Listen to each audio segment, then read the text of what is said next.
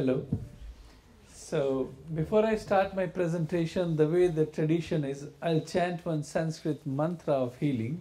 Перед началом презентации, такова наша традиция, я спою вам одну мантру на санскрите. And then we open today's session. И после этого мы начнем сегодняшнюю сессию.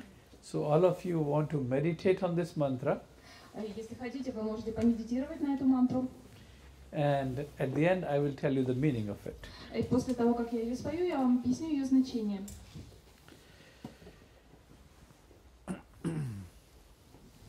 All of you want to close your eyes. Закройте, пожалуйста, глаза. And meditate on the mantra. И медитируйте на мантру. Jayati Jaya Dhanvantari Deva Jayati Vishnu Swarupine Jayati Swasthya Pradaine Jayati Arati Nivarne Jayati Jaya Jayati Jaya Jayati Jaya Dhanvantari Deva. Om. You can open your eyes when you're ready. Когда вы будете готовы, открывайте глаза. In the beginning of the shloka, we said Jayati Jaya Dhanvantari Deva. В начале этой шлоки говорится Джаяти Джая Dhanvantari Deva. Дханвантари Дева. Dhanvantari is the father of Ayurvedic medicine. Дханвантари – это отец аюрведической медицины. So we are saying to the creator of the universe, or the father of the universe, Мы обращаемся к Создателю Вселенной, к Отцу Вселенной. saying, O Lord Dhanvantari, Мы говорим: «О Лорд Дханвантари», who is like a, Господин Дханвантари, who is also caretaker of the universe, тот, кто заботится о Вселенной, in the form of Vishnu, ради Вишны, who is also health caretaker of the universe. который также заботится о здоровье Вселенной.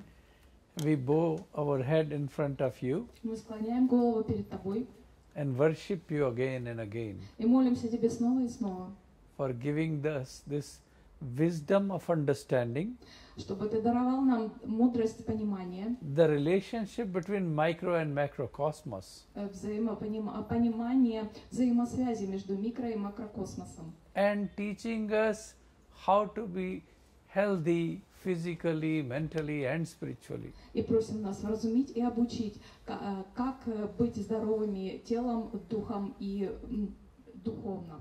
O Lord Dhanvantari, we worship you again and again.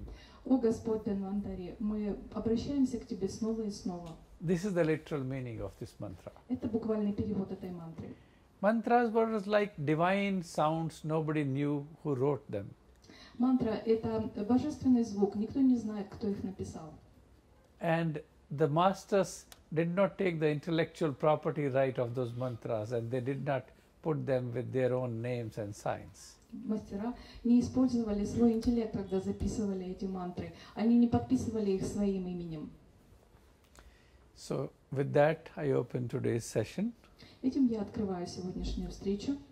And before talking about the word Ayurveda, Перед тем, как мы будем говорить о слове аюрведа, if I ask you one common question, that how old is the history of medicine? если я задам вам один обычный общий вопрос, сколько лет истории медицины?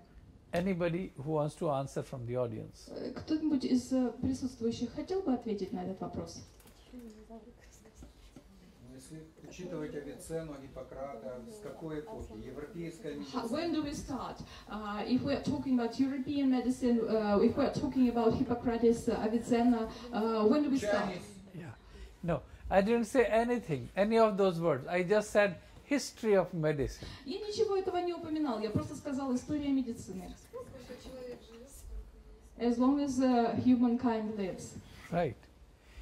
Why only humankind? What about before humankind? Почему только человек? А что было до того, как появился человек? We humans are selfish. We always think of ourselves. Мы очень любим себя, люди любят себя, мы всегда думаем о себе как о главных. Must be as old as history of life on this earth. Вообще, она должна быть того же возраста, что история жизни на этой земле. Even before the humans. Даже еще до того, как появились люди. So if we say that history of life starts, say, from history of dinosaurs, мы скажем, что история жизни начинается с истории динозавров, say 12,000 years ago, например, 12 тысяч лет назад, as per the world historians. как говорят историки. Million. Yeah, sorry, yeah. Миллионов. So imagine one day a poor baby of a dinosaur had a stomachache. Представьте себе, когда-нибудь однажды у бедняжки маленького динозавренка болел животик. Yeah. Which physician would he go to? К какому бы доктору он обращался тогда? Was there any clinic he could go and take the treatment? Были ли тогда клиники, куда можно было пойти и полечиться? What would he do from the common sense? С обычной точки зрения, что бы он сделал, как благоразумно поступить? Доктор интуиция. He would use his intuition. He would eat grasses. Any other answer? Есть еще другие предположения. He would address the divine. Что там сказали? Address the divine. He would do yogic asanas. Yoga asanas. Yeah. Right. Any other answer? Есть еще другие предположения. Well, eating some grass, drinking some water, praying to the divine. Поесть травы, попить воды, обратиться к высшим силам. All these are correct answers. Это все правильные ответы. Or sitting in a strange position, pushing legs into your tummy, doing strange yoga. Также прижать колени к животу и сделать вот такую йогическую позу. Which will stop maybe the stomach cramps would also be an answer. Также, может быть, принять такую позу, это может быть ответом, потому что это прекратит судороги в животе. And he goes to his mom and says, "Oh, mom, it hurts here." И маленький динозаврик приходит к маме и говорит: "Мама, у меня болит живот." And first she scolds you, which is also a medicine. Сначала она тебя поругает, и это тоже лекарство. I told you not to do this. Я же тебе говорила, не делай этого. But you don't listen to me. Но ты меня не слушал. And then she said, "Go and drink some water." И потом она скажет: "Иди попей водички." From blah blah blah pound. Из вот такого озера. And rest. И отдохни. That was also a medicine. Это также лекарство. So you see, all those things from the common sense and from experience, from mother's advices, were all medicines. И все эти благоразумные вещи, и вещи, которые мама рекомендовала, исходя из своего опыта, это все были правильные вещи, лечебные, это была медицина. That means healthcare is as old as on this earth, as life. Это означает, что забота о здоровье обладает таким же возрастом, как жизнь на этой планете. So history of medicine doesn't start from Hippocrates. И история медицины не начинается с истории Гиппократа. History of medicine starts way before he was born or any other physicians were born. История медицины начинается очень задолго до того, как родился Гиппократ или любой другой доктор. Yes, for modern medicine history we pay tribute to Mr. Hippocrates. Да, в современной истории медицины мы действительно обращаемся к Гиппократу. So, but for going into the history of documentation of medicine, но если мы обратимся к задокументированной истории медицины, which can be an evidentiary proof about the history of medicine, что является совершенным доказательством истории существования медицины, for that we have to go into the history of script. И здесь мы обращаемся к текстам. So if I ask you, what is the so-called mother tongue of all the modern European languages? Если я вас спрошу, задам вам такой вопрос, что является так называемой матерью всех языков европейских? Санскрит. If he said Sanskrit, I didn't want to say that. Вот вы сказали санскрит. Я не хотела этого произносить. Because maybe if I say so, I am biased, maybe because I am born in that part of the world accidentally. Потому что можно сказать, что у меня не объективное мнение, ведь я же происхожу из той страны, где санскрит. So Actually, Sanskrit. No, Sanskrit is this territory, Altai territory. He says that the real origin of Sanskrit is from here. Okay. Now we have Sanskrit, Maria. Давайте не будем сейчас это. Володь. Давайте не. Just from our territory is the newest historical Okay, information. I'll take that. Хорошо, я принимаю. So the oldest documented healthcare system was documented in Sanskrit language. Самая древняя задокументированная система заботы о здоровье как раз была записана на языке санскрит. In the literature called Vedas, В литературном источнике, который называется Веды. where the literal meaning of the word Veda means knowledge. Буквально переводится, слово Веда переводится как знание. Even in Swedish language, they say Даже the в word шведском языке. Vieta, Есть такое слово Веда, which means to know, которое переводится знать. coming from Veda. И оно идет, тоже происходит от слова Веды. Veda was 4 in number, Вед 4. and Ayurveda is also subdivision of one of the Vedas Аюрведа – это одно из подразделений Вед. called Atharva Veda. Оно называлось Атарва Веда. And the knowledge was so immense and complete И знание, дарованное там, было настолько важным и настолько полным, that exaggeratedly it was called as fifth Veda also. что, немного преувеличивая, но все же оно называлось также пятая Веда, пятые Веды. So Ayurveda is the oldest documented healthcare system Аюрведа является самым древним задокументированным источником, где описана система заботы о здоровье of the world, в мире. as per world historian claims. Так, во всяком случае, говорят историки, всемирные историки. It is even older than Chinese medicine. Она даже древнее, чем китайская медицина. History of Chinese medicine is about 2,200 years old. История китайской медицины насчитывает примерно 2200 лет. And history of documentation of Ayurveda А задокументированных источников аюрведических is considered like 5,000 years old.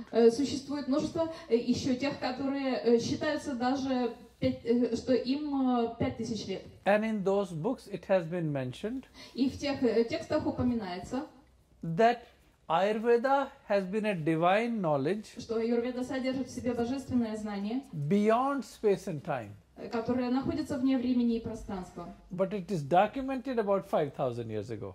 Но еще 5000 лет назад уже это было зафиксировано в письменных источниках. And the literal meaning of the word Ayurveda И буквальным переводом слова аюрведа is knowledge about life. является такой термин «знание о жизни». Ayurveda is not merely a system of medicine.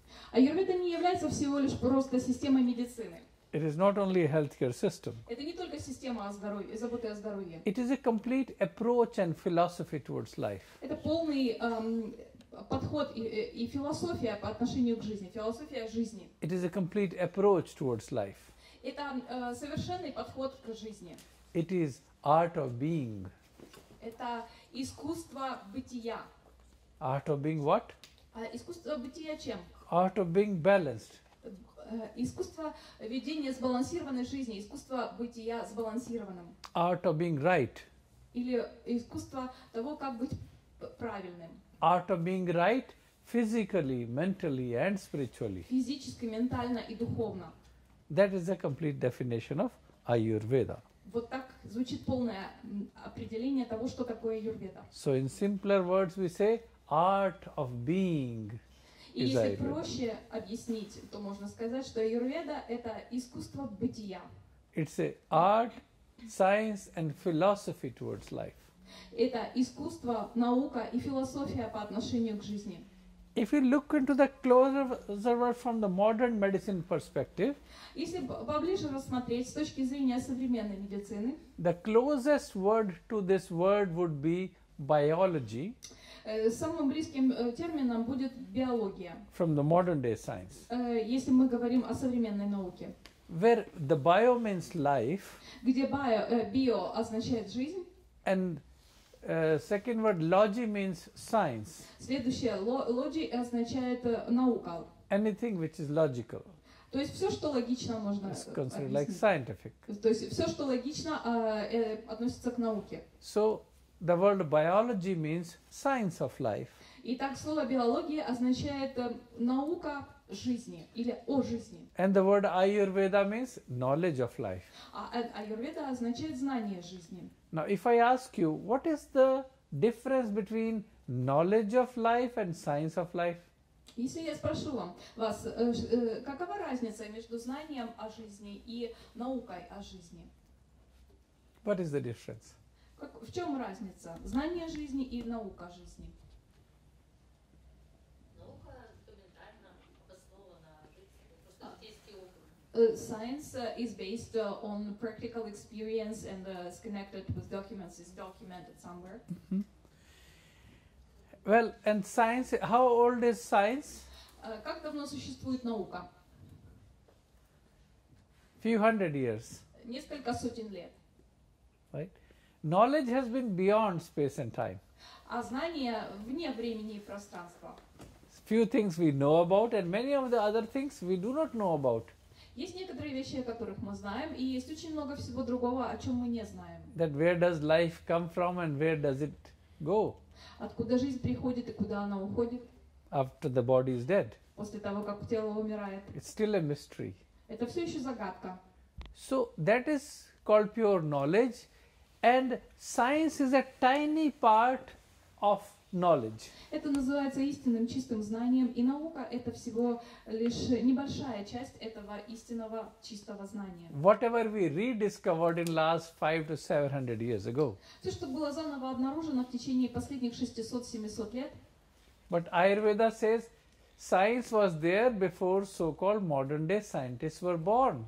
но аюрведа говорит, что наука уже существовала еще до того, как современные сегодняшние так называемые ученые были рождены. It is like Newton's laws were there before Mr. Newton was born. Точно так же, как, например, закон Ньютона уже существовал еще до того, как господин Ньютон вообще родился. But we rediscovered few hundred years ago.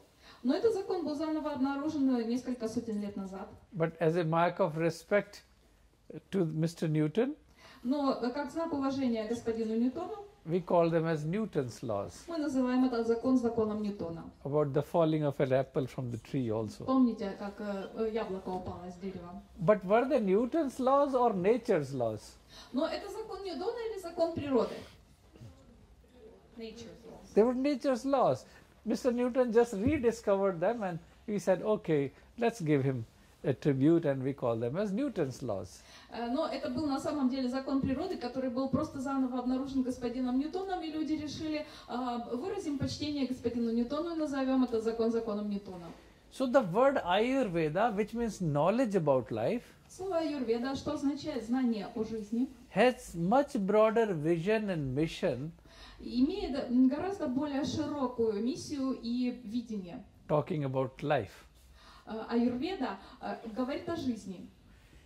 So if you look into the basic principles of Ayurveda, Если рассмотреть базовые принципы аюрведы, which has got about 5,000 years old track record of the documentation, они задокументированы более чем еще 5000 лет назад. but had not promoted in the Western world for a long time Но очень долгое время они не продвигались на западном мире. because the small reasons like language barrier.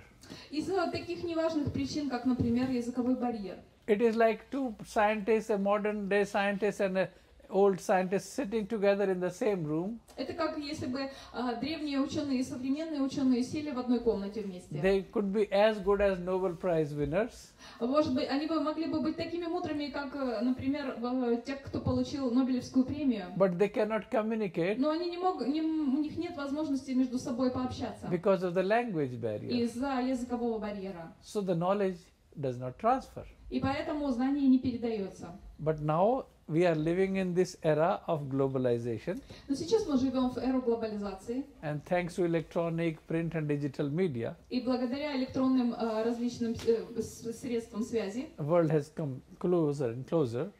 Мир все сдвигается, становится все ближе друг к другу. And now we realize that how the whole universe is one family. И сейчас мы уже понимаем, что вся Вселенная — это одна единая семья. And the greatness of Ayurveda is И величие аюрведы в том, its universal application, что она универсально применима. its possibility of universal application Ее можно применять универсально. has made it very relevant for today's society. И поэтому она является необыкновенно актуальной для сегодняшнего общества. For the modern medicine community doctors, Для современных докторов, or even healers and therapists, для хиллеров, для терапевтов. it's very interesting and important to know that this is like a mother science of all the health sciences of the world. Очень важно знать, что это как мать всех наук о здоровье в мире. As I said, history of Chinese medicine is about 2,200 years old. Как я уже говорил, что история, например, китайской медицины содержит примерно 2200 лет. And history reveals И это доказуемо. that people like Huansang, Confucius, many more Chinese scholars И, например, такие мастера, как Хунцзи, Конфуций, who also went to India to study in Takshashila and Nalanda universities, также ездили в Индию, в Такшишила, Наланда университеты. and also in the Buddhist era, the golden period of Ayurveda promotion. И также во время буддийской эры, золотой период для аюрведы. They learned it, took it back to China, and later was called as Chinese medicine with new additions. Они обучились этому, потом вернулись в Китай и организовали то, что позже называлось китайская медицина с определенными новыми дополнениями. That is about the history of origin of Chinese medicine. Вот так похождение китайской медицины. If you look into homeopathic medicine, Если посмотреть на гомеопатическую медицину, Dr. Hahnemann was also a great Sanskrit scholar. доктор Хеннемет был также великим ученым в санскрите. Who was a who was a modern medicine doctor first, Сначала он был доктором современной медицины, but he also learned he was a great Sanskrit scholar, so he gone through basic books on Sanskrit. но он также очень хорошо знал санскрит, и он читал определенную базовую литературу, которая была на санскрите. Which went to Germany Он потом, это все было отправлено в about Германию 200 years ago, примерно 2200 лет назад. and some of the things which he said, oh, instead of using this herb in crude form, И в некоторых местах он сказал так: вместо того, чтобы использовать, например, эту траву, ее как таковую, let me make diluted alcohol version, давайте сделаем из нее раствор на спирту. and later on that was called as homeopathic medicine. И это позже было названо гомеопатической медициной. So history of origin of homeopathic medicine also comes from Ayurveda. И история, получается, история гомеопатической медицины тоже корнями восходит из аюрведы. So it's very interesting to know that the oldest documented healthcare system of healthcare had developed many versions of applications. И очень интересно знать, что самая древняя задокументированная система заботы о здоровье развилась в таких разных направлениях. Even in modern medicine, Даже в современной медицине many of the things are plant in origin, многие вещи запланированы были в начале, but what mistake we did но была совершена какая-то ошибка. when we said, okay, let me take out active principle out of it Например, мы доставали действующее вещество из состава and not to use the plant as a whole. и не использовали цельный полностью все растение. To give you an example, Например, такой пример. you know, when we made chloroquine, Например, хлороквилл. which is anti-malarial medicine, Это против малярии лекарство. coming from the bark of a cinchona tree, Это оно происходит из коры дерева синкона. Осила. so that is a good anti-malarial medicine Это очень хорошее лекарство против малярии. which is used for killing the malarial parasite. Оно используется для того, чтобы паразита, который вызывает малярию, убивать. But the side effect of the medicine is Но побочным эффектом этого лекарства it can cause some blood dyscrasia or red blood cells get low, может быть снижение количества красных кровяных телец. and patient can become temporarily anemic and he gets weak and lethargic.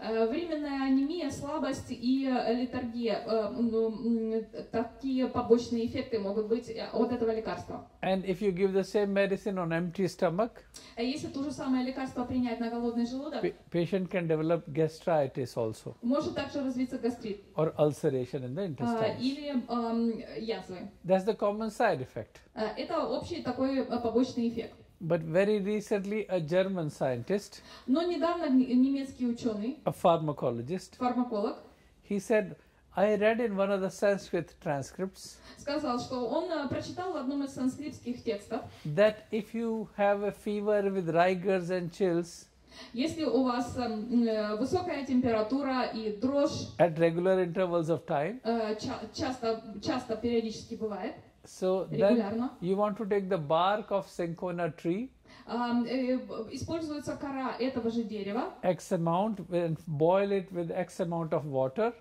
нужно покипятить определенное количество этой коры в определенной пропорции с водой, till it dries up to 1/3. чтобы выкипело до 1/3. Then you filter it and drink it, После этого отфильтровать и выпить, and your fever will go away. и будет температура уходить. And he said, it was interestingly the bark of cinchona tree out of which we make medicine for malaria. Это та же самая кора того же дерева, из которого делается лекарство против малярии. Has been mentioned in those books to use it in the crude form as a whole plant. И в тех текстах упомянуто, что это используется как вот цельное растение, цельные. And he said the interesting thing is, И он сказал, интересно вот что. when you are using the plant as a whole, Если использовать цельное растение, mentioned in that thousands of years old book, как вот упомянуто в этих текстах с тысячелетней историей, in its crude form, в цельной форме, making a decoction, если сделать раствор, it doesn't cause any blood dyscrasia оно не приводит к никаким расстройствам крови and no gastritis. и никакого гастрита. Whereas whenever you took out only the active principle Но если взять только активный элемент and used it as a derivative, и использовать из него деривативы, you forgot about the symbiotic effect of the plant as a whole. вы забываете о том симбиотическом эффекте, который цельное растение дает, все растение вместе дает. So it was a most interesting study to understand Так что это было очень интересное исследование, that how the natural medicine, как и естественная the медицина, plant as a whole, если цельное растение has a positive effect on the body может давать позитивный эффект на тело, without giving any adverse effects. It take away your symptoms. и не давая никаких побочных эффектов, и устранять проблемные симптомы, And cure you from malaria. и может излечивать от малярии. In the most simplified form, I try to share this one example with you. И вот я пытаюсь вот с вами поделиться примером в такой упрощенной форме. Likewise, there are more than 40,000 formulations mentioned in the pharmacopoeial standards of Indian medicine. 40,000. 40,000. Точно так же есть более 40 тысяч формул в фармакопее индийской медицины, Which have been mentioned in the texts. которые были упомянуты в текстах. Now, coming to the basic principles of Ayurveda. Если мы возвращаемся к базовым принципам аюрведы, Ayurveda says we are all made up of 5 elements. аюрведа говорит, что мы все состоим из 5 элементов. They are called as air, fire, water, earth, and ether. Это воздух, огонь, вода, земля и эфир.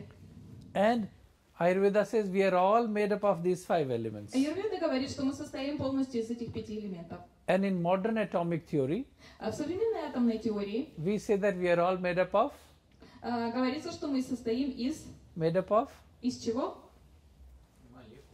Molecules. Molecules. Or the basic structure is А молекулы состоят из atoms. Yeah. So, if we compare with these two theories together Если мы сравним эти две теории, of modern medicine and Ayurveda современной медицины и аюрведы, and put them together, и сравним их, So let us look into the structure of atom. Давайте посмотрим на структуру атома. It contains neutrons and protons in the center, В центре у него есть нейтроны и протоны. which carries weight and mass. Они обладают весом и массой. So anything which carries weight and mass Все, что имеет весу и is массу, which вес element? и массу, это какой элемент? Земля. Is earth element. Это элемент Земля. Anything which carries weight and mass is earth element. Все, что имеет вес и массу, это элемент Земля. And then we say there is an electron moving in the orbit of the atom. И далее есть электрон, который по орбите движется. That electron is symbolizing Электрон символизирует energy or inertia. энергию или инерцию. And that is the expression of И это выражение чего? which element? Air, fire, Fire element. огонь. That movement of the electron is because of Движение электрона происходит благодаря what you said, то, что вы сказали. is the air element. Благодаря элементу воздуха. And then we say that there is a distance between neutrons and electron, Между нейтронами и электронами существует дистанция, определенный промежуток. electron is going in the orbit and neutrons are placed in the center of the atom. Электрон движется по орбите, а нейтроны внутри. So the distance between the two is И пространство между ними, which element? это какой элемент? Is ether or space element. Или пространство, или элемент пространства. And the humidity, the жидкостность. moisture content Влага, жидкостная составляющая of the atom is атома, это which element? какой элемент? Water, Вода. right? So are we talking about the same thing with different expression? И получается, что мы говорим об одном и том же, просто выражая разными способами. Today we call it modern atomic theory. Сегодня мы называем это современная атомная теория. In so-called modern day scientific language. В так называемом современном языке науки. But 5,000 years ago we called it as five-element theory. Но 5000 лет назад мы называли это теорией 5 элементов. That time even English was not even born as a В то language. время и английский язык как язык еще не был даже рожден. English is very recent language. Английский это довольно свежий язык. And as we talked about that Sanskrit being the mother tongue of all the modern European И languages. как мы говорили, что санскрит это матерь всех языков Европы. So this is a striking correlation and interpretation Это впечатляющая связь и интерпретация about the very basic principle of Ayurveda. абсолютно базовых принципов аюрведы. Take your time. So we say that these five elements combine in a particular permutation and combination. Эти элементы взаимосвязаны определенным стилем и образом. To make three vital forces in the body. Они сочетаются тремя определенными способами, образуя три основных жизненных силы тела. They are physiological basic humors in the body. Это физиологические, основанные на физиологии три жизненных начала. So we call them as vital forces in English. Мы в английском языке называем их жизненные силы. And we call them as doshas in Или также Sanskrit. они еще называются санскритским словом доши. Like air and ether element combine Если сочетание воздуха и эфира to make something called vata. образует нечто, что называется вата. The literal meaning of vata means the one which makes things move. Буквальный перевод слова вата означает нечто, что приводит вещи в движение. Let it be movement between within us at the microcosmos level Любое движение внутри нас на макрокосмическом уровне and movement around us at the macrocosmos level. и движение вокруг нас на макрокосмическом уровне. That is a strong presence of vata force. Это очень сильное, мощное присутствие энергии вата. The word vata does not have exact translation available in English language because the language English language itself is not complete. Потому что сам английский язык несовершенен. Some expressions are missing. Некоторые выражения просто отсутствуют. But just to make it easily Но understandable, просто чтобы можно было проще понимать, we called it as air energy. мы говорим, называем это энергией воздуха. The energy which makes things flow. Энергия, которая заставляет вещи двигаться. When we look into at microcosmos level in the body, Если мы посмотрим на микрокосмическом уровне внутрь тела, let it be beating of the heart, будь то биение сердца, continuous contraction and expansion, постоянное сжатие и расширение, and also continuous expression of lungs also, также постоянное движение легких, where they contract and expand, точно так же они сжимаются и расширяются. we are able to walk and talk. Именно благодаря такому же движению мы способны ходить, говорить. All this is symbolizing И все это символизирует presence of air присутствие energy.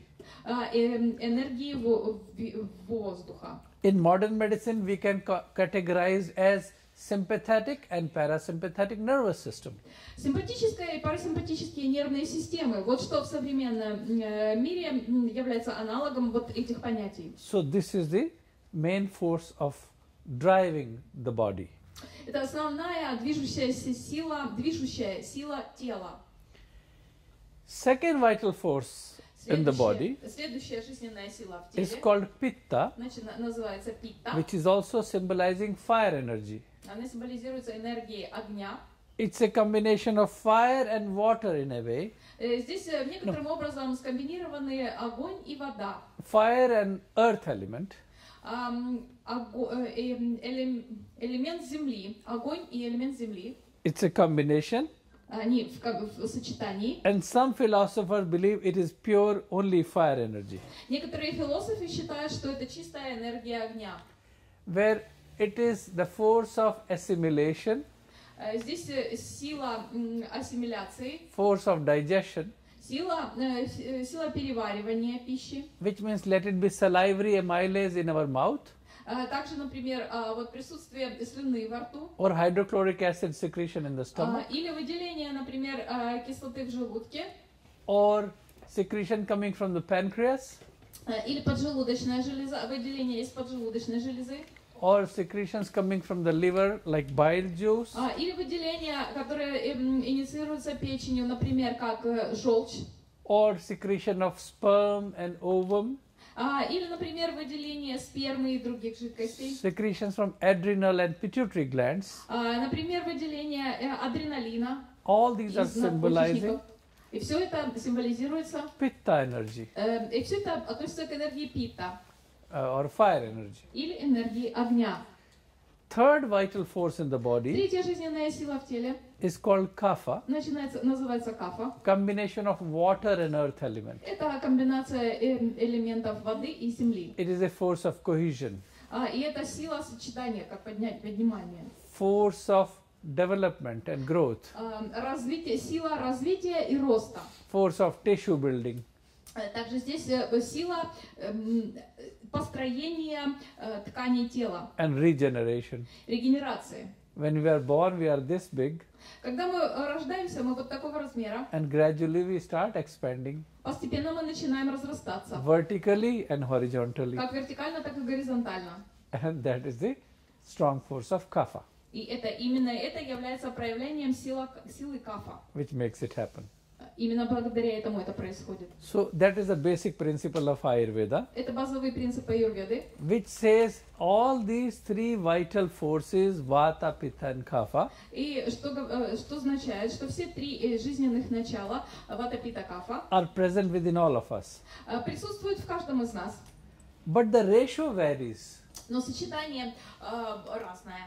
Some people are more Vata, Кто-то больше вата, some are more Pitta, некоторые люди больше пита, some are more Kapha, а некоторые больше кафа. and some are combinations of two. А некоторые являются комбинацией всех три. So they go like this, in a harmony, up and down and up and down and И up and down. взаимодействие жизненных сил вот так выглядит. Они гармонично, постоянно взаимодействуют. Что-то становится выше, что-то ниже. From life till death. от жизни к смерти. But as I said, the ratio varies. Как я говорил, взаимосочетание их варьируется. Some people are more vata, Кто-то больше вата, some are more pitta, кто-то больше some are пита, more kapha, а кто-то больше кафа. and some are combinations of two. А кто-то является комбинацией, So сочетанием you can be двух air, основных. you can be bi-doshik, which means air fire. Вы можете быть как у вас две доши, что означает воздух-огонь. You can be fire-water, Вы можете быть огонь-вода. you can be water, water-earth, Вы можете быть вода-земля. and sometimes you can be tridosha, all the three, Иногда вы можете, все три превалируют. and some other three combination can be, one is air-fire, other could be fire-air as well. Ну, бывают еще, могут быть и другие комбинации. Например, была названа воздух-огонь, а может быть огонь-воздух. So altogether it can make 10 types of permutations and combinations. Вместе они составляют 10 типов взаимосочетаний, таких комбинаций. That's why we are billions of people on this earth, И поэтому миллиарды людей на этой земле, but we don't resemble each other. но мы никто не похожи друг на друга. We are 10 types of body types, Мы 10 типов тела, but within a fraction of the ratio of the changing of the element, но соотношение везде всегда разное, хоть на немного. it becomes a new and different body type. И даже просто на небольшой процент меняется соотношение, и это уже совершенно другой человек, другой тип тела. That's why we all have 2 eyes, 1 nose, 4 limbs, 2 ears. И поэтому у нас у всех 2 глаза, 1 нос, 2 уха, 4 конечности. But we don't look alike. Но мы совсем не похожи друг на друга. So everybody has got its unique constitution or body type. У каждого из нас своя уникальная конституция или тип тела. That's why we say no single medicine is good for every individual. И поэтому мы говорим, что никакое лекарство не подходит каждому человеку. That's why today, Именно поэтому сегодня, when we look into the approach of the modern medicine, когда мы посмотрим на подход современной медицины, where the book of contraindication has become 4 times thicker than book of indications. когда противопоказаний в 4 раза больше, чем показаний к применению препарата. Not that I am saying that the whole Western medicine is wrong, Я не хочу сказать, что вся медицина западная неправильная, but we need to understand that wherever we are missing those links, но мы должны понимать, что определенные связи мы теряем, which we can correct но это можно поправить with Ayurveda, при помощи аюрведы, we should follow this path. но этому нужно следовать. Suppose we are talking about advancement of surgery, Например, если упомянуть продвижение в хирургии. which has been very good in modern medicine, В современной медицине хирургия очень развита, but it is a technological advancement of the science. но это технологическое развитие науки. So if you look at the bigger picture of the healthcare, Если посмотреть на более крупно на картину здравоохранения, out of the 100% sicknesses, из 100% заболеваний it is about 10% of emergencies, только примерно 10% это срочные, where suppose patient had a heart attack, где, например, если сердечный приступ у человека, and it's a life-threatening situation, и это опасно для жизни, where emergency medicine or allopathic medicine is choice. и здесь скоропомощная медицина или аллопатическая медицина это нужно. That is about 10%. Это где-то 10%. About 20% of them are surgeries, Где-то 20 из них процентов это хирургия, where you need to deal with the accident cases, fractured bones, где нужно работать с, может быть, сломанными костями, или где какие-то люди попали в какие-то катастрофы, и нужно это replacement of восстанавливать. organs, Или, например, замена органов. and rest 70% Остальные 70% are autoimmune disorders это автоиммунные расстройства and lifestyle related disorders. и расстройства, связанные с неправильным стилем жизни. So if you look into the bigger picture of health, 70% of this bigger sector of the healthcare 70% вот это системы здравоохранения can be effectively dealt with Ayurveda. Можно эффективно вылечить при помощи аюрведы. And it's all allied sciences. И это все действительно можно. So all of you who are into healing profession, Все вы, кто занимаетесь лечением, no matter what you're doing, неважно, что вы if делаете, you're a massage therapist, может быть, вы массажист, you can refine your skills more by using the application of Ayurveda. вы можете утончить свои умения при помощи применения аюрведы. If you're an acupuncturist, Если вы, например, занимаетесь акупунктурой, you should know that history of acupuncture also comes from Ayurveda. вы также должны знать, что история акупунктуры также происходит из аюрведы. There were 208 marma points mentioned in Ayurvedic literature. 208 точек марме, которые упоминаются в аюрведической литературе. Where you used to give the pressure with the fingers, so-called acupressure in English. Там, где надавалось такое давление пальцами, так называемая акупрессура. But one day somebody woke up and said, oh, instead of putting the fingers in there, let me create some needles and let me put them there. Но однажды кто-то проснулся и решил, вместо того, чтобы давить пальцами, давайте-ка возьмем иголочки и будем туда иголочки вставлять. And let me call them acupuncture. И давайте их назовем акупунктуристкой. If you want to know more, Если хотите узнать больше, there is one interesting book you might want to read. есть такая интересная книга, которую, может быть, вы захотите прочитать. And the name is Lost Secrets of Ayurvedic Acupuncture Она называется «Утерянные секреты аюрведической акупунктуры». by Dr. Frank Ross. Доктор Фрэнк Росс ее написал. You can find it on Amazon or other places. Ее можно найти на Амазоне или в других местах. So,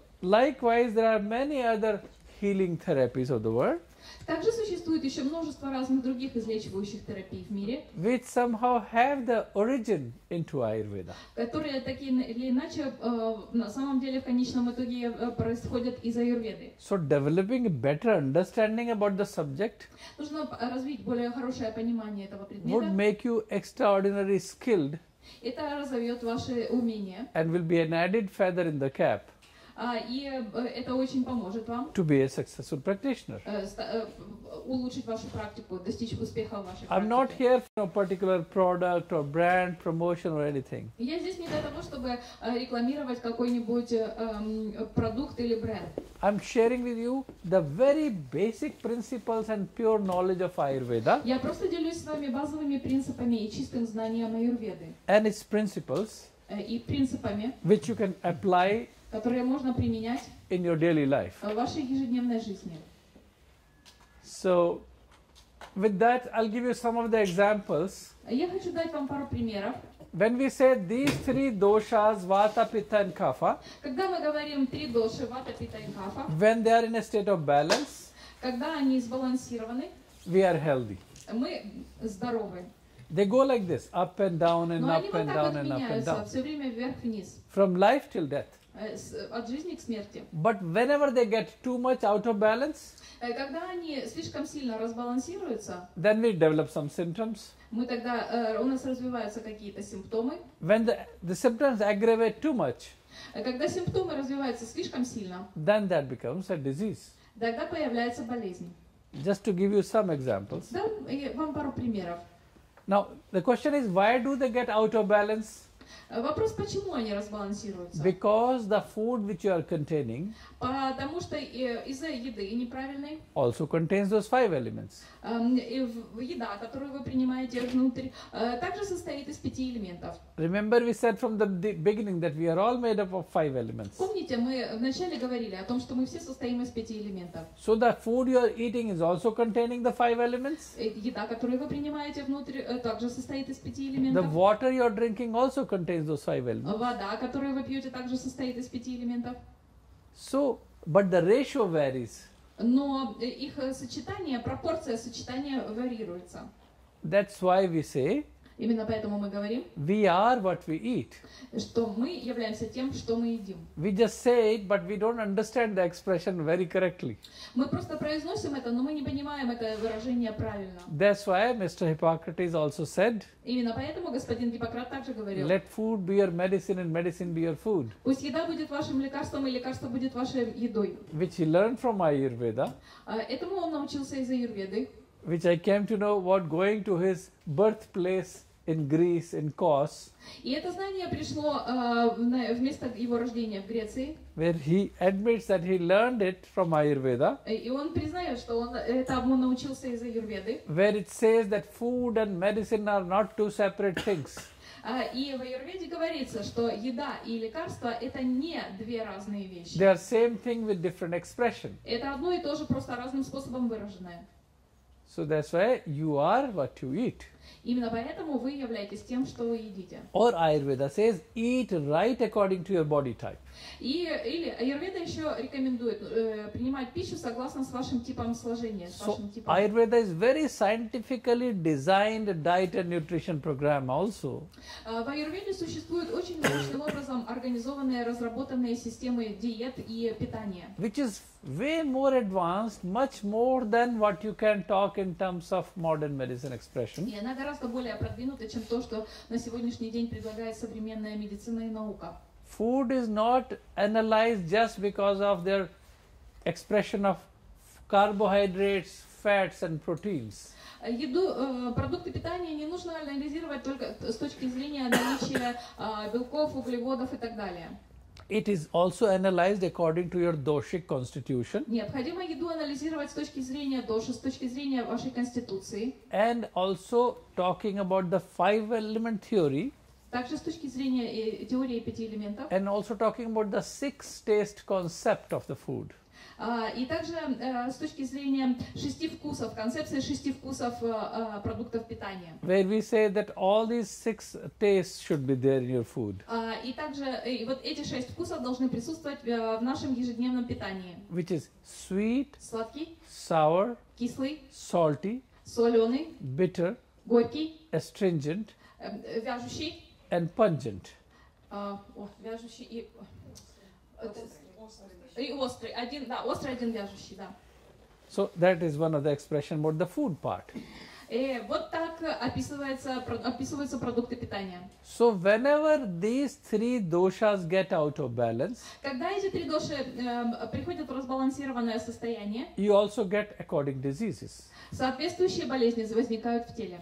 Suppose I say vata imbalance, Например, я говорю дисбаланс ваты. which means the nervous system is out of balance. Это значит, что нервная система вне Remember баланса. we talked about vata is air energy. Помните, мы говорили о том, что вата — это энергия воздуха. Some of the examples would be Например, такие примеры. anxiety neurosis, Невроз, связанный с перевозбуждением, insomnia, бессонница, depression, депрессия, multiple sclerosis, множественный склероз, Alzheimer's, Альцгеймер, stroke, мозг, как это, сосуды в мозгу, как забыла, инсульт, dementia.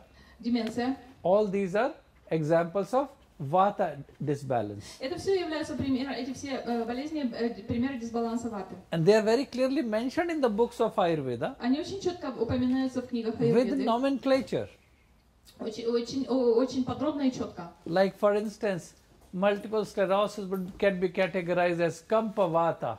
Например, множественный рассеянный склероз категоризируется как кампавата. Where tremors are involved, Если где присутствует тремор, where difficulty of walking is involved, когда трудно ходить, and all those symptoms have been elaborately mentioned in those books. очень подробно описываются в книгах аюрведы эти симптомы. But today we call it, say, multiple sclerosis, but in Ayurvedic books it is named with a different nomenclature. И сегодня, допустим, эта болезнь в современной медицине может называться рассеянный склероз. В аюрведической литературе с подробным описанием симптомов присутствует эта болезнь, но она может называться по-другому. But because of the communication gap and there is no studies done at the Ayurvedic schools, so they do not at the modern medicine schools, so there is a lack of information, lack of communication. Но из-за того, что присутствовал долгое время языковой барьер, и из-за того, что в аюрведе не проводились исследования, такие, как проводятся в современной медицине, современная западная медицина не исследовала аюрведические знания, потому что просто отсутствовала коммуникация, отсутствовал обмен знаниями. Вот получилась такая ситуация. Just to give you some more examples, Хочу привести еще несколько if your примеров. pitta is out of balance, Есть пита у вас в дисбалансе? which is fire energy, Это энергия огня. then all the diseases like digestive disorders, Все болезни такие, например, как болезнь переваривания, например, плохое пищеварение, gastritis, например, гастрит, ulcerative colitis, например, колит с язвенными your поражениями, skin disease like psoriasis, псориаз, eczema, экзема, skin cancers, рак кожи, различные виды рака and кожи, any type of cancers любые виды рака, would be categorized under pitta imbalance. они пита, все относятся к дисбалансу питы. Let it be hormonal imbalances. Если это гормональный дисбаланс, Because of that, when you have uterine fibroids, myomas, и они относятся к гормональному дисбалансу, и это приводит к образованию миом и других видов breast опухолей. cancers Например, рак груди would be categorized under pitta imbalance. также относится к дисбалансу питы. Fire energy imbalance. Дисбаланс огня. The word agnya, which is also agni in Sanskrit, Вот слово огня, это то же самое, как агни в санскрите, which means fire. означает огонь. So you see the striking similarity. Вы видите, как похоже. And that's why to all the cancer patients, no matter what cancer they have, И поэтому всем пациентам, у которых рак, неважно какой вид рака у них, remember how all the doctors recommend to counterbalance them? помните, как все доктора рекомендуют привести их в сбалансированное состояние? By changing their pH value to alkaline. И уровень pH сбалансировать при помощи щелочи сбалансировать уровень pH. Ayurveda gives much better elaborative explanation about that. Аюрведа дают очень подробное, хорошее объяснение этого. And has been using those things for centuries. И уже в течение многих столетий используют такой подход. Some other examples would be like hypertension, Повышенное давление будет еще одним примером. pitta disorder, Это дисбаланс питы. ulcerative colitis, Колит с язвенными поражениями. irritable colon, Или раздражение, Crohn's disease. болезнь Крона. All these would be some of the examples of pitta imbalance. Это все также и дисбаланс питы. Third dosha imbalance, Третья доша, Which is- дисбаланс, связанный с which is ней, kapha. это кафа. What did I do? Что я сейчас только что сделал? I coughed. Я кашлянул. The word cough also means phlegm. Слово каф, по-английски кашлять это каф. Слово каф также означает слизь. The English word C-O-U-G-H, cough, Английское слово каф comes from the Sanskrit word kapha происходит от санскритского слова кафа from Ayurveda. из аюрведы. So if you have pharyngitis, Если у вас фарингит, if you have cough, если вы кашляете, if you have sinusitis, если у вас синусит, насморк, забитые пазухи, it's kapha imbalance. это дисбаланс кафы. If you have water in the lungs, Если у вас жидкость в легких, emphysema, эмфизема, kapha imbalance. это дисбаланс If you кафы. have cellulitis, Если у вас целлюлит, kapha это imbalance. также дисбаланс You кафы. have water retention, У вас задерживается вода. obesity, Избыточный вес. hydronephrosis, swelling of the kidneys, На гидронефроз это как вода, как отек почек. kapha Это imbalance. тоже дисбаланс кафы. So all these would be И все это kapha imbalances. дисбаланс кафы. So you see, broadly speaking, I just try to generalize and categorize the diseases according to your doshas. И сейчас вот с такой широкой точки зрения я попытался категоризировать, распределить по категориям болезней согласно дошам. The more you start going deeper into it, И чем больше глубоко вы углубляетесь в это, it can give you whole prognosis, pathogenesis and everything in detail. можно весь прогноз, весь патогенез описать, вот исходя из этой информации. So what I'm saying is the more you start learning about Ayurveda, Я просто хочу сказать, чем больше вы узнаете об аюрведе, you will realize that, oh, it is it is an, how is the expression? Not even tip of the iceberg you have touched. И чем больше вы узнаете об аюрведе, тем больше вы понимаете, что вы даже еще и верхушки айсберга не коснулись, так много остается. It's an endless ocean of pure knowledge. Это бесконечный океан чистого знания. So what we do is also when we do the pulse examination, Что мы делаем? Вот когда мы проводим по пульсу диагностику, we use the 3 fingers to see what is your body type. мы используем 3 пальца, чтобы увидеть тип вашего, чтобы определить ваш тип.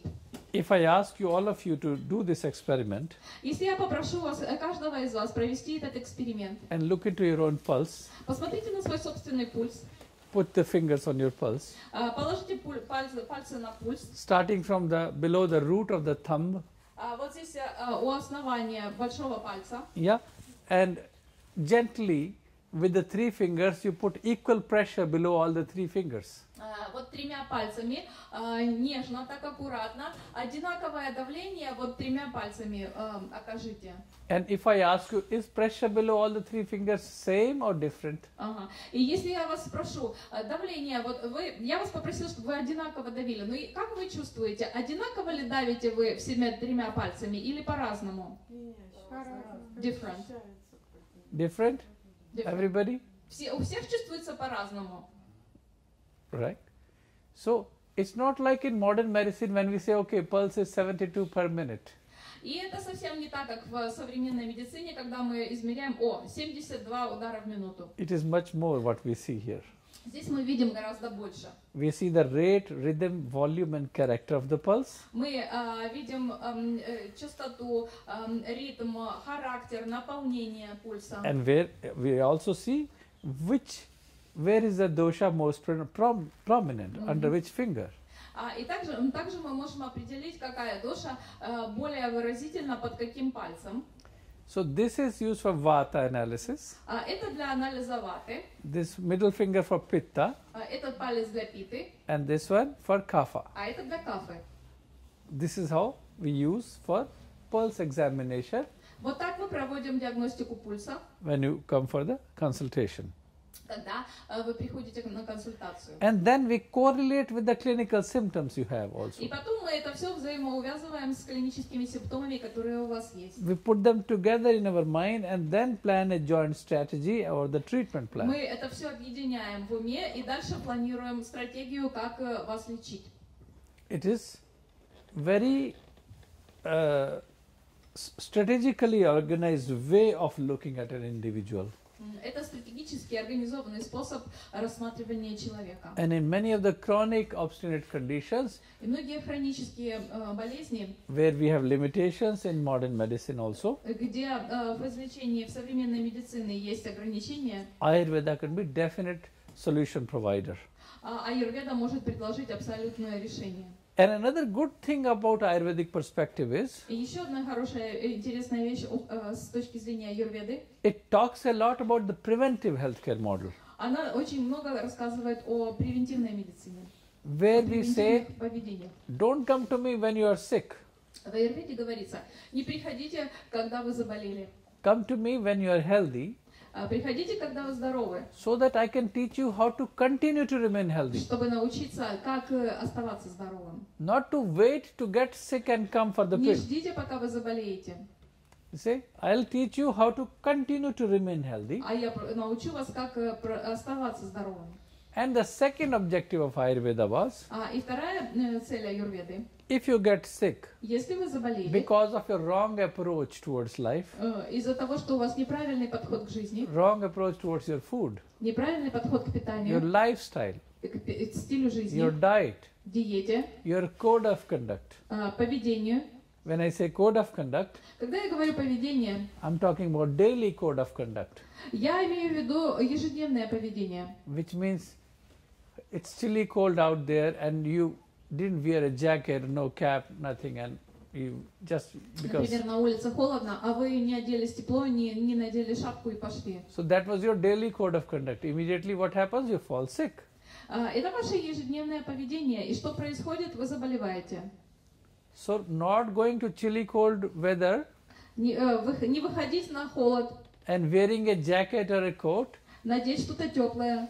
is the part of my code of conduct. Это также часть моего поведения.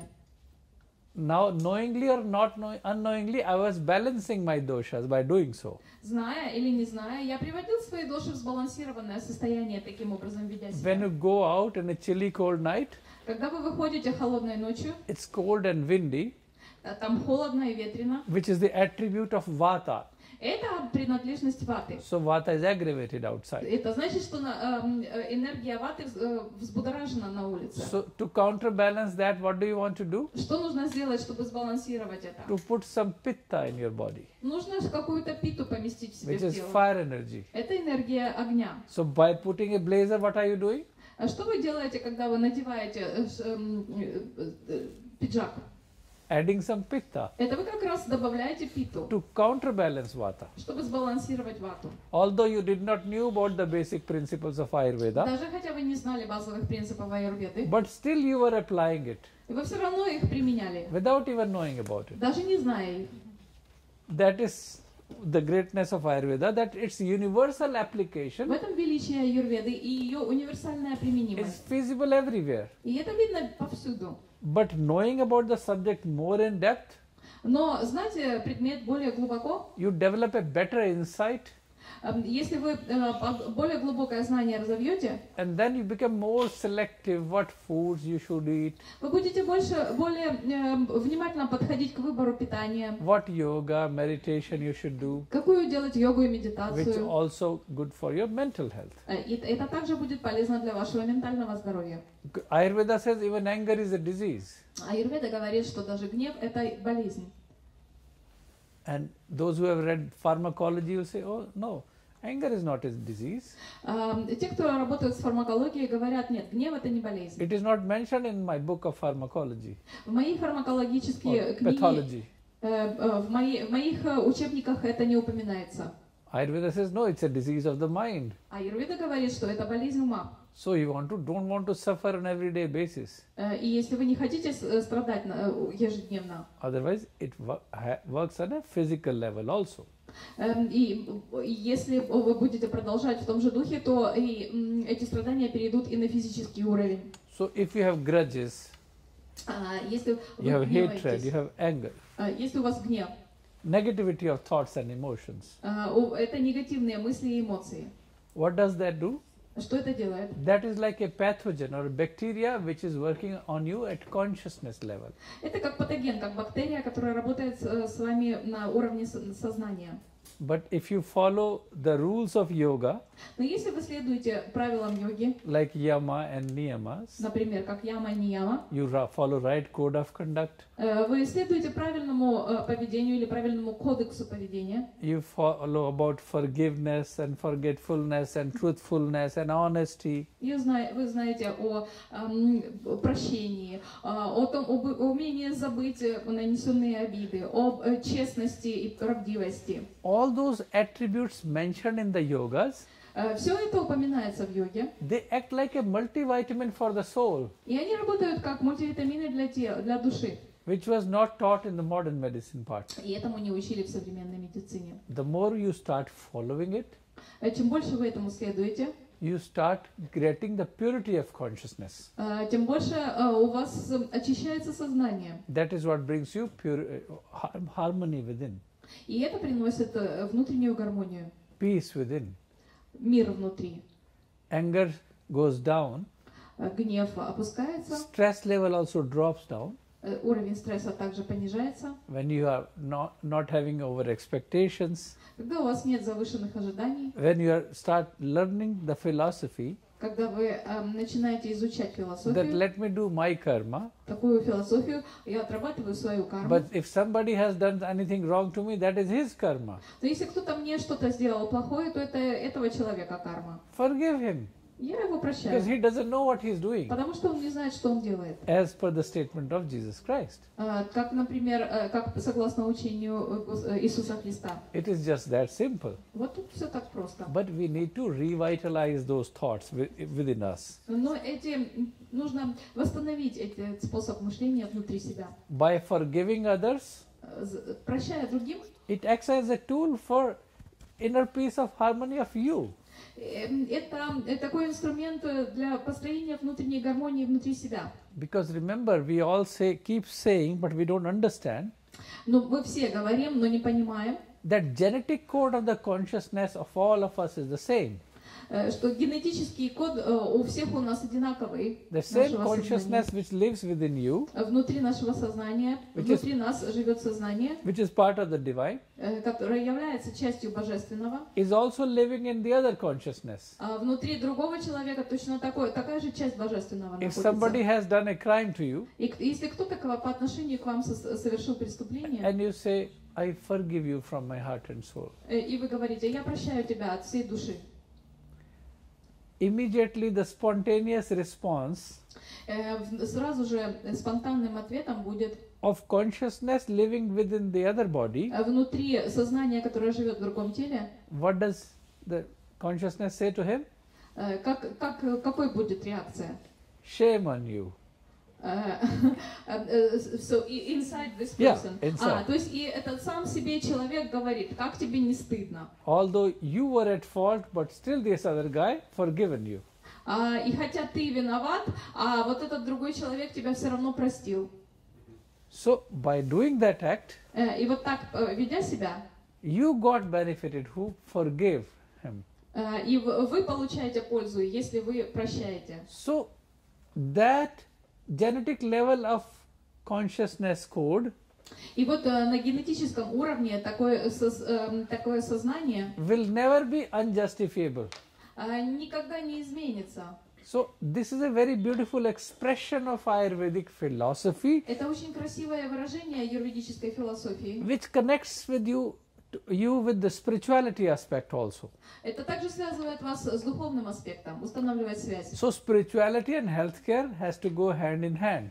И получается, что духовность и забота о здоровье должны идти рука об руку. It's a package deal. Оно работает только вместе. So for physical, mental and spiritual well-being, it has to be a package deal for the body. Чтобы в теле было и духовное здоровье, и физическое, и ментальное, нужно восстанавливать только все вместе. The main aspect which we are missing in the modern medicine when we forget about the spirituality and we just focus on the physical body. Главное, что мы потеряли в современной медицине, мы отложили в сторону духовный аспект и сконцентрировались только на физическом. Knowingly or unknowingly, all of you, Зная это или не зная, все из вас, кто занимается целительством, you are doing the same good work. и вы также работаете, делаете такую хорошую работу. Let it be through crystal healing or constellations or mindfulness programs. Будь то лечение при помощи кристаллов или программы по развитию осознанности или что-либо иное. Yes, please. Практический вопрос от доктора. Если какая-то болезнь, мы должны сначала определить дошу и воздействовать не на болезнь, а на дошу. So what is we have это из трансляции, да? So we are broadcasting Yes. online. Yes. So we have a question from a doctor. Yes. So if we get sick,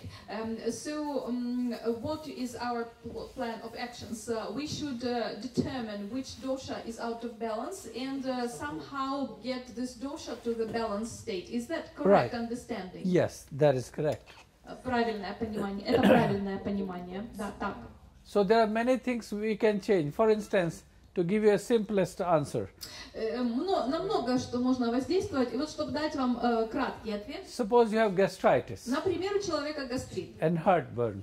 и изжога. Now it happened because of you ate wrong food, Это происходит потому, что вы съели which was неправильную too еду. hot, spicy, fried, Например, жареную или слишком острую. or you ate leftover food, Или съели что-то, что осталось уже, старые продукты. or you ate the food in wrong time zone, Или съели неправильный период времени.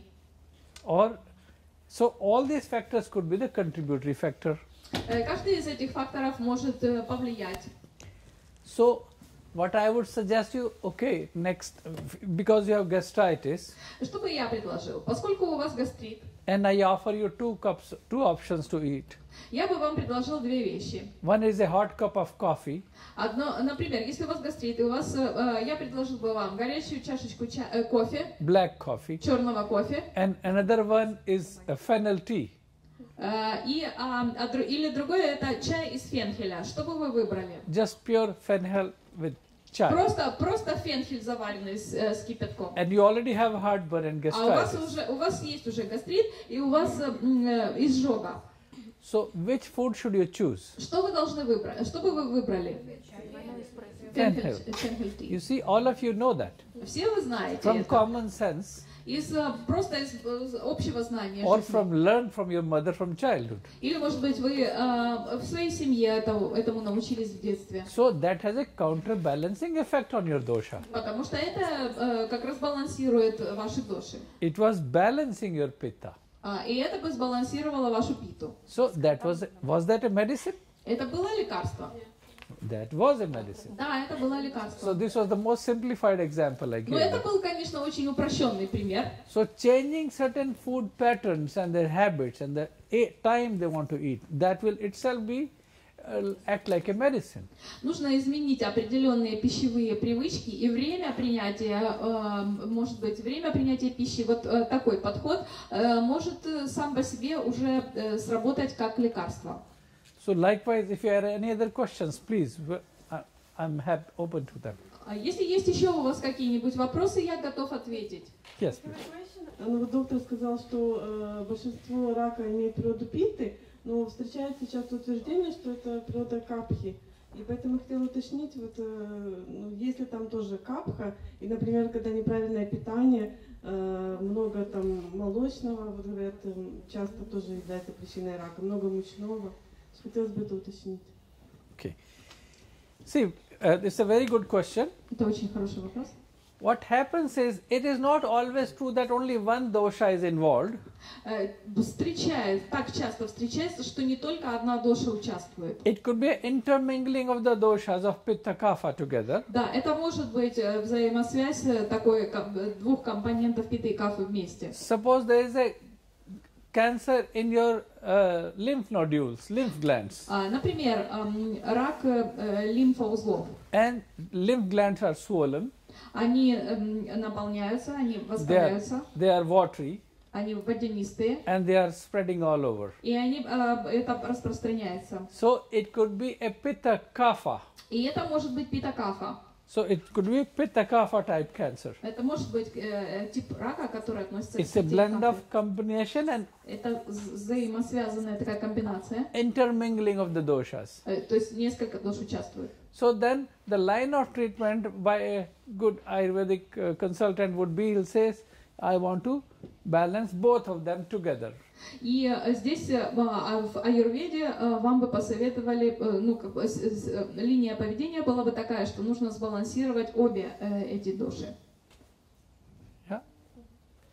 Any other questions? Есть еще вопросы?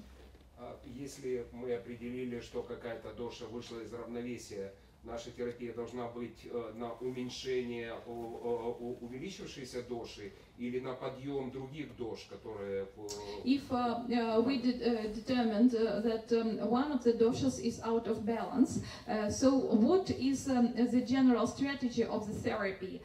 Do we have to increase this disbalanced dosha, or maybe make it lower, or maybe increase the other doshas? See, what we want to do, suppose kapha dosha is, it can be either aggravated or too diminished.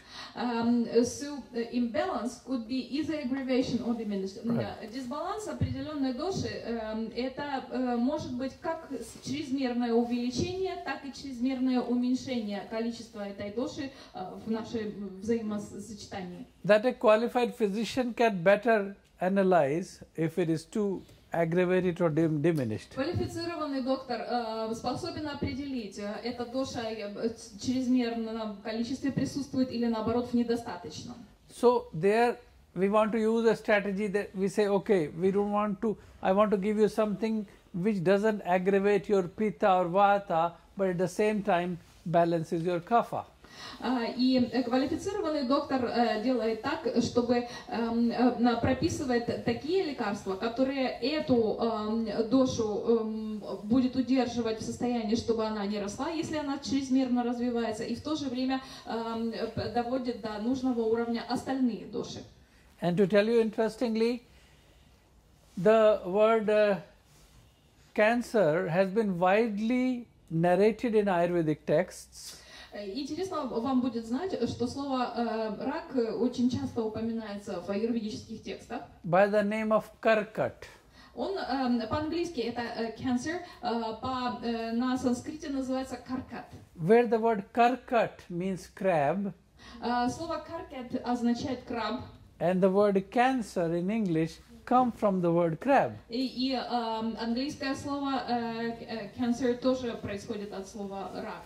And the symptoms mentioned about the Karkat rog or disease of the cancer И также симптомы, которые упоминаются в связи с болезнью каркат или рак. they say the one which is multi-directional and goes very silently. Почему так говорится? Потому что это болезнь, которая идет в разных направлениях и расползается тихонько. That's why you see in modern medicine also we say cancer is curable if detected early. В современной медицине мы говорим, что рак излечим, если рано обнаружен. So all those things at length have been mentioned in Ayurvedic texts. И все эти вещи упоминались в аюрведических текстах. And the treatment part as well. И также и лечение тоже. Like these days, curcuma is gaining momentum, popularity for anti-cancer regimen. Сейчас куркума становится очень популярной в лечении рака, в антираковой терапии. This is just very new to the Western world В actually. западном мире это очень ново.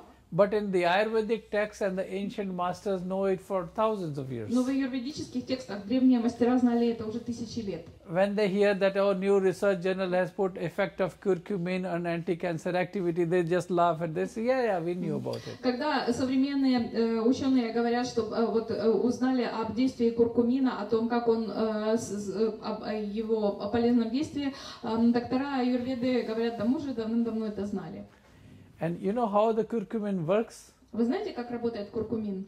The most fascinating way. Это потрясающе. I've been a research scientist in Ayurveda, so I'll tell you. Я был ученым, занимавшимся исследованиями в аюрведе, поэтому я могу вам рассказать.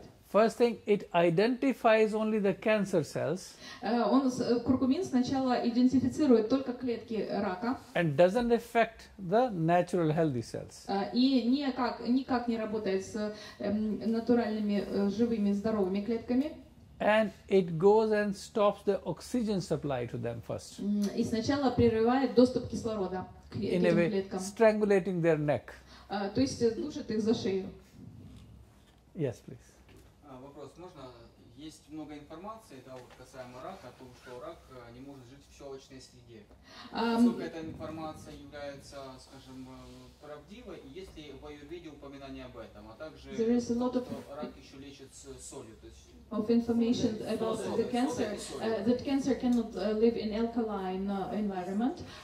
Is that true? And also there is information that cancer can be cured, can be treated with salt. So these two questions. Okay. Yeah, that's a good question. As I said from the beginning also, Это хороший вопрос, как я вначале уже упоминал. cancer is primarily pitta in origin, pitta imbalance, Пита и дисбаланс пита. В основном рак это дисбаланс доши пита, with aggravation of pitta. когда она чрезмерно присутствует. Like suppose you are eating lot of pitta aggravating food. Lot of meat eaters have strong abdominal cancers. Например, если вы едите много еды, которая поднимает питу, например, те, кто едят много мяса, часто многие из тех, у кого рак желудка, ели много мяса. So all the alkaline substances act like anti-cancer. Все щелочные среды действительно работают против рака. Like if you are eating alkaline and cooling and soothing things. Например, если вы едите холодящие, охлаждающие щелочные продукты. Like for those kind of patients, we want to give them squash, zucchini, pumpkins. Этим пациентам мы прописываем есть цукини, кабачок, тыкву. Fennel. coconut water, кокосовую воду, фенхелевый чай, aloe vera gel.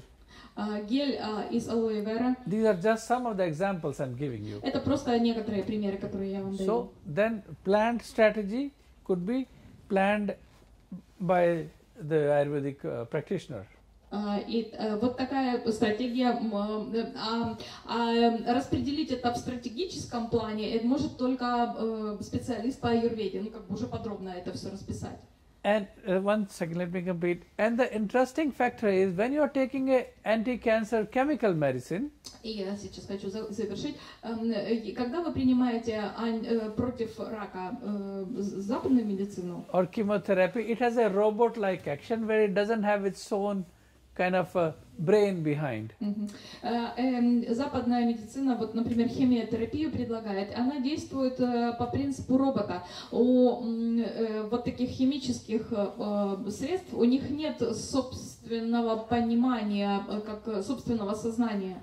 But for plant like curcuma, it has been mentioned that it is like a divine plant, and there is a cellular level intelligentsia of the plant, which knows more than the doctor how to work on the body. Но относительно куркумы, как мы уже упоминали ранее, куркума – это божественное растение, и на клеточном уровне оно обладает пониманием, что и как нужно делать, знает лучше, чем доктор. And that's the most fascinating thing about some of such plants. И некоторые вот такие растения являются просто потрясающим примером того, как они могут работать. Where they are selective in action, killing only identified cancer cells and not touching the other ones. Они избирательно работают, избирательного действия, они убивают только раковые клетки, не прикасаясь к другим. Yes. Фенхелевый чай – это из семян фенхеля или из самого фенхеля? When you mention fennel tea, is it using seeds or the whole plant? You use the fennel seeds Семена. and you make it like a tea. You semi-crush them, put them in the water and boil them like a tea and make a decoction. And then when you break them up, the outer shell breaks, then the aroma of the fennel comes into the water. Немного потолочь семена и поварить их в воде, как если бы вы варили чай. Когда их потолочь, ну так, чтобы вот эта шкурка защитная просто расщелкала, да, и тогда аромат переходит в воду. И поварить в воде и сделать раствор. А какие противопоказания против куркумы? Это уж очень много статей. Всем ли можно куркуму? Can all people eat curcuma? Are there any prescriptions? Because there are many there are many articles describing problematic. Yeah, I'll come to that. See, curcuma has to be used under careful supervision also in proper dosage.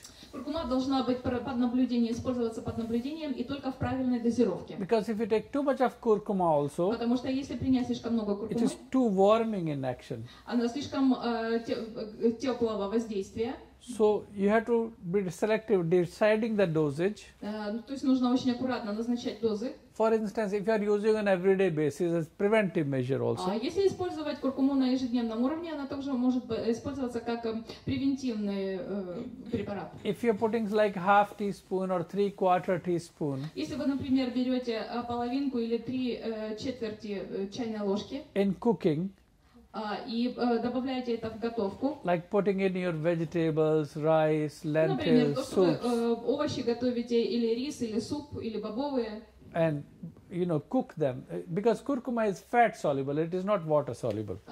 Куркума растворяется в жирах, не растворяется в воде. So you have to know the right way of application, Вы должны понимать, как правильно ее принимать. and this would be like safe dosage. Now if you overdose it like 2 teaspoons of curcuma, it's going to be harmful.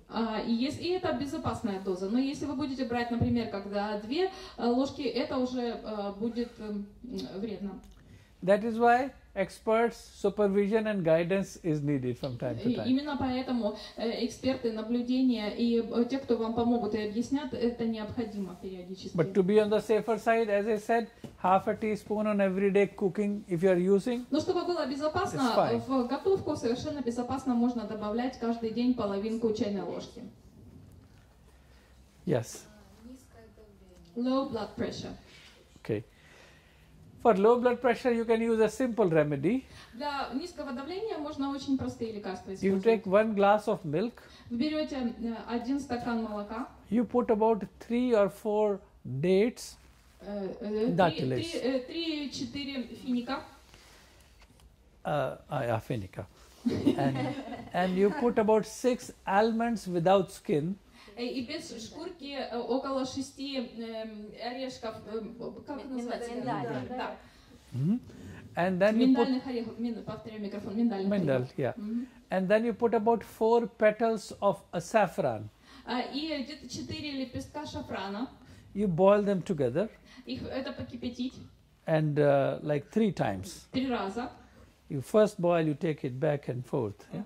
Первый раз поднимается пена, снимаем с огня, потом второй раз и третий. This is the best energy drink you could have imagined. Это самый лучший напиток, энергетический напиток, который только можно представить. It will strengthen you up and also control the blood pressure. Это вас укрепит и в то же время будет контролировать давление. От чего у грудничка, у грудного ребенка может быть кровь в кале, прожилки крови?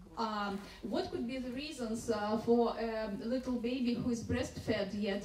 He would have like bloody particles in feces. How old is the baby? 6 месяцев, да? Нет, сейчас 4 месяца. 4 months old. But 4 months. Okay. One thing, it could be some kind of bacterial infection in the intestines. Может быть бактериальная инфекция кишечника. So first you want to rule that out also. Первое, что нужно исключить вот это. Giving boiled water. Дайте кипяченую воду. Also you can give sometimes a little bit of fennel tea. Иногда давайте фенхелевый чай. Which will have a cooling and hemostatic effect. Он будет охлаждать и успокаивать и улучшать состояние крови. Also other natural remedy which you can make. Еще одно естественное лекарство, которое вы можете In a сделать. cup of milk. В чашку чая. You put pinch of curcuma. Положить маленькую щепоточку куркумы. Boil together. Покипятить. And also add a little bit of fennel. И добавить туда тоже немножко фенхеля. And that make him drink that. И чтобы дать ребеночку выпить. Curcuma will also act like an antibiotic. Куркума также будет действовать как антибиотик. And will stop the bleeding also. И также кровь остановит. But remember, not too much of it. Но помните, что не слишком много. But this you can use. Последний вопрос, друзья, желательно общий такой, чтобы не часто. Что имеется в виду в чай? What do you mean by tea? Tea of fennel. No, it's not tea. It's a milk containing curcuma and fennel. Это молоко с куркумой и фенхелем. Это не чай, а это вот такой напиток. Or if you want to make a chai separately, then it has to be fennel plus water only. Если хотите отдельно чай, то тогда это фенхель с водой. Both are good. И то, и другое полезно. Повышенное давление. High blood pressure. В холодное время года повышается, в летнее понижается. In cool weather, the blood pressure is high. In hot weather, the pressure is low. Okay. For high blood pressure, Для высокого давления there are a couple of things. You want to avoid deep fried, spicy, oily foods. нескольких вещей нужно избегать. Это сильно прожаркие, жирные и острые продукты. Anything which aggravate your pitta. Любое все, что питу увеличивает. Then you can drink cooling teas. Avoid black coffee also. Избегайте черного кофе, нужно пить охлаждающий чай. Recently, one pharmacologist wrote an article in America. Недавно в фармакологии в Америке вышла статья. He said the day people will come to know about the real properties of Arjuna, Там было сказано, что в тот день, когда люди узнают о настоящих свойствах растения Арджуна, evolution and entire cardiology medicine, это приведет к революции во всей кардиологии. and major cardiac surgeries can be averted. И все крупные сердечные операции можно, в принципе, их избежать. But he says the pharma companies won't like that. Но там говорится, что фармакологические компании не с этим не согласны. They don't want to go out of business. Они не хотят, чтобы у них не было бизнеса. Спасибо, друзья. Наше время. Спасибо, доктор. Thank you. Thank you very much.